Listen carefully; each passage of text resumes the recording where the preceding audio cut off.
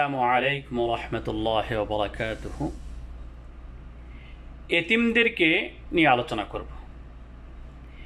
এতিমদের ব্যাপারে আল্লাহ রাব্বুল আলামিন বলেছেন, ফাআম্মাল ইয়াতীমা ফালা তাকহার, তোমরা এতিমদেরকে ধমকায়ও না, তাড়িয়ে দিও না।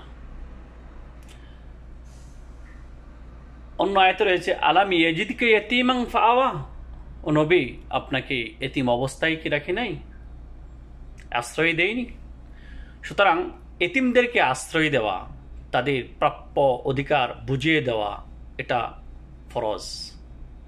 সাথে সাথে যারা বিধবা নারী রয়েছে পরিবারে, তাদেরকে সহযোগিতা করা, তাদের প্রাপ্য অধিকার দেওয়া, এটাও মানুষের আত্মীয়ের ওপর ফরজ।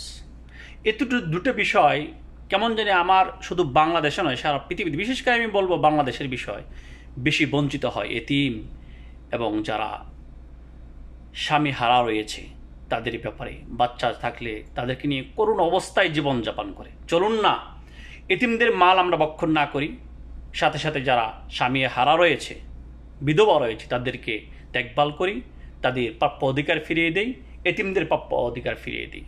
কারণ কোরআনে রয়েছে, হাদিসে রয়েছে, এতিমদের মাল যে ব্যক্তি ভক্ষণ করে সে যেন মাল ভক্ষণ করলো না, আগুন ভক্ষণ করলো, অগ্নিগিরি ভক্ষণ করলো।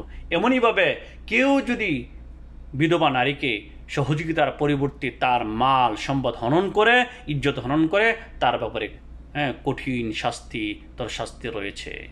আল্লাহ তাআলা আমাদের এই দুটি কাজকে বাস্তবায়ন করার জন্য তৌফিক এনায়েত করুন। এই দুটি কাজ যদি করতে পারি, তো বাংলাদেশে নয় সারা পৃথিবী থেকে অন্যায় অনেকটাই চলে যাবে ইনশাআল্লাহ।